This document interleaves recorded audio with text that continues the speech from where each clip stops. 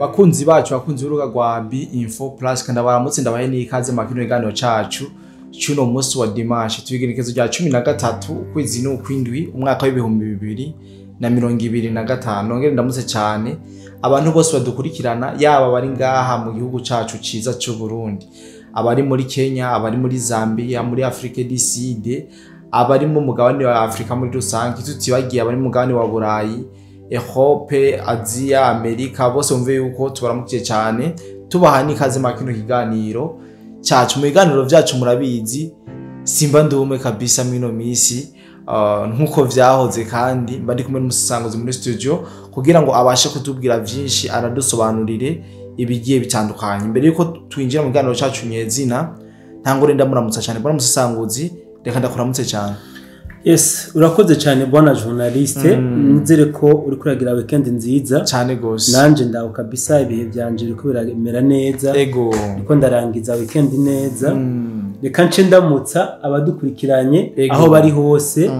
Nabo nyine ndabipfuriza yuko bokomeza kugira ibihe byiza mu byo bariko barakora. Kabisa bwana musisanguzi. Bwana musisanguzi, byo nateguye dukora kuno munsi cyane cyane tuza kwibanda ku ma operation yoba yakozwe ku munsi wejo muri rucuru neza na neza, aho amakuru dufise inyeshamba za M23 zashoboye kugaba ibitero mu mavirage agera kuri 3 ngaha nyene muri rucuru, ndaza baza kugira ico bitubwiye ko sivyo gusa turaza kuyaga kubijanye no kungene iyi M23 irikira renforcer kubirindiro vyayo cyangwa ku ma defense yayo asanzwe ari ngaha muri Katogota ndetse no muri Kamanyola. Ibi vyose biri mu makuru twabateguriye kuri no munsi. Turaza kuyaga no kubijanye n'imigenderanire muri rusange hagati y'igihugu ca Kongo ndetse n'Ubuganda, aho ubuserukira igihugu c'Ubuganda muri Ituri yari yatumwe ko na FARDC kugira ngo abazwe ibijanye no kugurura imipaka ihuza Uganda ndetse na Kongo aha muri Bunagana. Benshi twarababwiye umunsi imipaka yugururirwako ndetse n'uwayuguruye. Musangozi ndazaza kugira byinshi bitubwiye ko anatubwire n'ivyo muri bimwe aba FARDC bashoboye kubaza uno muserukizi y'Ubuganda mu ntara ya Ituri. Bwana musangozi, nongeye kuguha ikaze kuri micro mu kiganiro cyacu cy'uno munsi kuri Info Plus. Yes, urakoze cyane bwana journaliste kwikaze umpaye. Ego. Reka nanje mpikaze abadukurikirana aho bari hose kugira ngo babane natwe muri kino kiganiro. Yes. Mpereye aho watanguriye bwana journaliste, ntikadurutse kumva izi nyeshamba za M23 zigaba ibitero hamwe n'ahandi, ahubwo zari zimaze iminsi ziri mu ma defensive. Nukuvuga bazigaba ko ibitero nazo zitariko zirataka. Yes, zitariko zirataka. Ariko kandi ibi bitero zinyeshamba ziriko zirakora ndabigereranye n'ivyigeze kuba hano mu gihugu cyacu cy'u Burundi. Ndabyibuka igihe bari mu uyu muhari CNDD-FDD bakiri mu ishamba, iyo bari mu biganiro yarusha ibitero by'ababyishane gose. Baraga bitero byinshi kugira ngo leta iremerwe kumbure baze kwemera ivyo aba CNDD-FDD bariko barasaba, sivyo? Nibi rero ndiko ndabigereranya nibi. Buriya izi nyeshamba za M23 ziriko ziragaba ibitero kumbure zirabe yuko zoremera FARDC hama leta ya Kongo bikunde ibemerere ibisabo byabo hajya mu biganiro idoha. Ariko wanguha birabonekana yuko ibitero bakora atanga uvu bifise cyane gose. Ejo ku munsi wejo samedi itariki 12 zino nyeshamba za RDF zashoboye kugaba ibitero nko bivuze mu mavirage 3 yo muri territoire ya Rucuru, hano muri Ruhehe, Gashovu hamwe na Kibwe, aho atamahirwe bagize yo gushobora kwigarurira nukuba nta village nimwe bashoboye kwigaruriramwo, kuko bagiye kwagaba ibitero aba wazalendo baza bamaze kumerereza babiteguriye. So bivuze ngo rero nazo nyene zinyeshamba ntizagabye ibitero kugira ngo zishobore kuhigarurira. Zari zizi yuko aba wazalendo baziteguriye, zari zizi yuko aba wazalendo bari maso bagavye. Zagabye gusiga igitero kugira ngo zirabe yuko zokumvisha abahuza yuko bakiriko baragwana bakiriko bararasa nayo shwi rero ku munsi wejo bwana journaliste bino bitero kabisa byatanguye mu gatondo kare cyane saa 11 y'ubucagucagu niho zino nyeshamba zagabye ibitero kandi ni ibitero byatanguriye umwanya umwe si kuvuga ngo baragaba hamwe beshuwa bakaja handi no muri zino village kwa zitatu zose nko nazivuze ibitero byatanguriye umwanya umwe mugabo kubwa amahirwe make aba wazalendo barashobora kubasubiza inyuma mvugo babandi rero aho umuntu uvuga ngo bino bitero byabaye nul et sans effet para usesagozi wo twibutsa bimwe mu bisabo mu bijanye n'amasezerano cyangwa imigano byo kubirabera Doha muri Qatar bimwe mu masezerano y'Ventura yoba yarashimikira kugira ngo bikunde umwumvikano we canke ino leta ya Kongo. Bwana journaliste hari ibitangazamakuru byinshi bitandukanye biriko biravuga kubiriko birabera hajya mu biganiro by'Doha ubundi umuntu afise ubwenge bukora neza butaratokogwa anavyumvirije ahubwo bivuga ati zijya nyeshamba kuko ni nyeshamba bivuga ko ngo bariko barasaba basi kabasi kumve babahereze kuba bafata control ya Kivu y'amajepfo na Kivu y'amajaruguru ngo n'imiburiburi imyaka 8 sivyo so ucumenga bwana journaliste basanzwe basangiye ubutegetsi cyane gose rero kumbure kubera yuko hoba hari ibintu batuba bariko barahurizako bagaca bavuga bati basi twebwe ni muduhereze imyaka 8 twitwarire ngahama tuzobasubize ibi rero ni ibintu bwana journaliste umuntu afise ubwenge butaratokogwa atona bitako n'umwanya wo kunavyumviriza ngo agene nica nabivuzeko kuko Kongo ni y'abakongomani Kongo ntabwo ari y'abanyarwanda nka hamwe president Chirombo canke intumwa ziwe zuramuka zinavyemeye by'ukuri boba berekanye yuko kumwe biriko biravugwa namwe n'abandi yuko Chirombo yoba yaramaze kudandaza Kivu yose cyane gose sansara bamusanguzi unkunde rero dusimbire aha muri katogota ndetse na kamanyola aha makuru dufise yemeza yuko aba ba M23 cyangwa ba RDF waba ariko barahongera ingabo uko bukeye bwo bwije kugira ngo bakwanforce ibibirindiro vyabo biri ngaha muri ibi bice.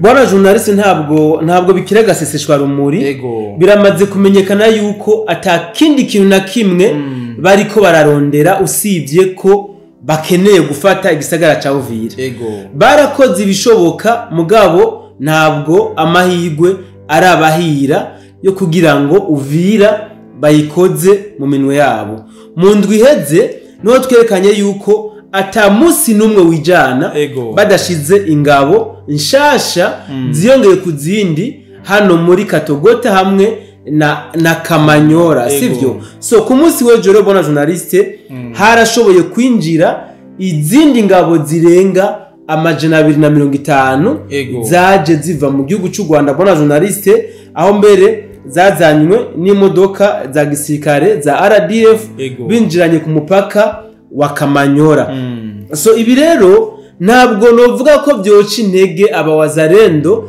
canke aba FDNB kuko nabo bwabo barakoze ikintu uvuga ko kinateye n'ubwo abona journaliste ku munsi wa vendredi tariki 11 aho bashize ingabo zitagira igitigiri umve ngo ingabo nyinshi cyane gose hafi y'igihugu cy'u Rwanda ibi rero nibyavugishije abanyarwanda benshi cyane gose aho batangiye gutaka yuko biboneka ko FRDC igomba yinjire muri Kongo nako yinjire mu Rwanda amenya gukora genocide so kuko ingabo bashoboye kuhashira mu by'ukuri n'ingabo nyinshi cyane gose ngira ngo bamwe n'abandi murashoboye kubona amafoto y'ingabo za FRDC n'abawazalendo bariko begera cyane hafi yaho igihugu cy'u Rwanda cegeranye n'igihugu cha Kongo mu bice mugabo izi nyeshamba za RDF zitigarurira so bivuze ngo rero bona journaliste yaba M23 ntabwo ireza amaboko yaba na wazalendo na FRDC hamwe na FDNB ntibicaye. So amakuru aravuga kandi yuko ngo izi nyeshamba za RDF ngo noneho ngo ntizazanye bwabo autobrende ngo zarashoboye no kuzana amashar do komba hano muri kamanyola. Ariko ibi nubundi ntabwo bishobora kuba byotera ubwo babawazana cyangwa aba FDNB kuko nabo ibikoresho bya gisirikare bafise hano muri Ruvunge na Sange ntabwo ari yororo. Sitwa twana bona journalist sitwa twana ahubwo hariho n'iyindi nkuru bona journalist yiri biravugwa ku munsi wejo aho zino nyeshamba za RDF ziriwe zegeranya abapfu babo baguye muri bya bitero byagabwa n'abawazalendo hajya muri Nyangezi. Ariko umwonde dusubire gato bona journalist kuri kya gitero hari amakuru naronse avuga yuko ngo kijya gitero ngo yoba ari ese kwipima ngo kuba yabari ese bavuga ko ngo babacangero b'abanyakolombia bariko baragira ese babafatanije n'abawazalendo hamwe na FDNB ndetse na FRDC ngo bariko baripima kuri zino nyeshamba za RDF ngo barabe ingufu bafise. Resultat ngira ngo mwashuye kuyironga bona journalist n'abadukurikirana barayumvise aho ngo ku munsi wejo izi nyeshamba za RDF bazihaye agahengwe kugira ngo zishobore kwegeranya abapfu babo. Amakuru akabavuga ko bashobora kuba begeranije ibiziga bigera ku 112. Ivyo ngo byashoboye kubonekana bona journalist aho byagenda bituragurwa mu mashamba atandukanye. Ayandi makuru dufise aravuga yuko izi nyeshamba nyene za RDF zashwiragiriye mu kiyaya ca Rusizi aho bamwe baguma biga bawanashaka ku birindiro vya FDNB n'abawazalendo. Magingo atuvugana amakuru turafise yemeza yuko hariho abaguma biripotinga hariho nabandi bariko baratoragurwa mu mashamba ari bazima kubera yuko tuvyite ko bazimiye barabuze iyo baja niyo bava biturutse ku muriro bari babakirije ko kuko wari mushane gose unarenze n'akagera. Bwana musesanguzi imbere ko turangiza ino nkuru yacu uno munsi unkundiye tuyage kuri ino nkuru aho ubuserukira igihugu cy'u Buganda muri Ituri yoba yaratumwe ko n'aba FARDC kugira ngo bamubaze ibijanye n'iyugururwa ry'umupaka wa Bunagana. Bwana journalist nivyo uyu ahagariye Ubuganda hajya muri Ituri nimba ntihenze bamwita Isingoma kusemererwa yarahamagajwe na FRDC bamubaza ibyijya mipaka ariko igitangaje twovuga ko ari nakajoreza yarabihakanye. We yavuze ngo nta vyazi ngo bishobora kuba ari gurukurukuru ngo gubitangazamakuru bikorera ku mbuga ngurukana bumenyi yirengagiza yuko amafoto n'amavideo byafashwe kandi byakwiragijwe n'ibitangazamakuru byinshi kandi biri professionnel binemewe by'igihugu ca Kongo n'iby'igihugu cy'u Rwanda ndetse n'Ubuganda igihugu aturukamo. So ibi rero bwana journaliste abasesanguzi bamwe n'abandi ngene tubibona bigaragaza ko President Museveni yashatse kwerekana mu buryo bweruye yuko ariko arakorana n'izinyeshamba za RDF cyangwa M23 kuko nimba yashoboye kubikora hama uhumuserukira hano muri Beni bamutuma ko akavuga ko atavyazi ibi mu buryo bweruye yerekanye neza yuko Museveni ariko arakorana mu buryo bweruye n'izinyeshamba za M23. Aha rero nta gisigaye nuko nako FRDC ifata nkaho iyi Uganda ari umugambanyi basanzwe bazi ko ari umugambanyi mugabo mu buryo bweruye ntabwo Museveni yari bigaragaza. Rero ko Museveni yari yabigaragaje nta gisigaye na FRDC iyi leta ya Kongo nayo nibikore mu buryo bweruye kujya iriko irahangana n'igihugu cy'u Rwanda mu buryo bweruye aba ariko ihangana n'igihugu cy'u Buganda mu buryo bweruye kuko nibo babishize habona ntibikira gaseseshwa rumuri abujya abarundi bari amaze yuko icerekwa ari kibona kandi bujya ngo n'uri n'amatwi abwirwa biki. Niyo mpamvu rero iyi FRDC cyangwa leta ya Kongo ikwiye kuva mu gacerere vuba bwangu ifate ama mesure ashoboka ku gihugu cy'Ubuganda kuko nayo ubwayo yaramaze kwigaragaza mu buryo bweriyo yuko iriko irafatanya na zino nyeshamba za RDF cyane gusa bana musisanguzi. Nkundiye turangiza iganiro cyacu ariko imbere ko tukirangiza nkundiye dusimbire muri Uvira naho tubwire ngene situation zifashe muri rusangi kugeza na n'ubu. Yes bwana journaliste, muri Uvira sindi buvuge ngo nta kidasanzwe. Uvira hariho byinshi bidasanzwe ariko kuneza y'abene gihugu ba Kongo. Uvira hakomeje gucicikana ingabo zitandukanye za FRDC n'abarundi bien sûr bariko baraja kugwiza cyangwa se kuranforsa ibirindiro bya FDNB muri Ruvunge hamwe na Sange. Kandi ntabwo bagenda iminwe misa, bariko bagenda bien sûr bari bien armé kandi bariko baranatwara n'ibigwanisho bitari bikeya kandi wanashaka novuga ko bikomeye ndetse binateye ubwoba ariko ntabwo bigomba gutera ubwoba abakongomani, biteye ubwoba umwansi wabo. So muri rusangi Uvira iratekanye, Uvira iratuje, nubwo ibitangazamakuru bimwe n'ibindi bikomeza gusasira yuko ngo Tshisekedi yoba yaradandaje Kivu mugabo ngo Uvira akaba ariho hamubereye ibamba. Ngo rero kuba yahinduye Uvira passage y'ingabo ziko ziraja kuranforsa ngo yobari agatego Cirombo bien sûr wenye n'ubwiwe ngo yoba ariko aratega FDNB n'aba wazalendo muri Uvira kugira ngo bikunde Uvira ifatwe. Ariko nuvuga ntibambewe ntaho Uvira ija irarinzwe. Uvira irimwo ingabo kandi intagoheka. Niyo mpamvu abantu boshira ubwoba boshira amazinda kuko ndahamya yuko FDNB ntiyari kwemera ko Uvira icamwo ingabo nayo bwayo ifitiye amakenga. Niyo mpamvu rero abantu boreka kugira ubwoba, boreka kujijanya imitima. Uvira ntahirikiraje kabisa. Uvira ihagaze neza cyane gusa bwana musisanguzi. Twayaze byinshi bitari bikeka. Nkundire ndagushimire cyane. Yes nanje ndagushimiye bwana journalist kuri kino kiganiro tugiranye. Reka tunashimye n'abadukurikirana aho bari hose. Nizere ko kumbe dukomeza kubana no mu bindi biganiro tuzakorana hanyuma umwanya wabidukundira. Kananje shimire cyane nose badukurikiranye kuva mu ntango kugeza na n'ubu. Nizere yuko bashoboye kumvira byinshi.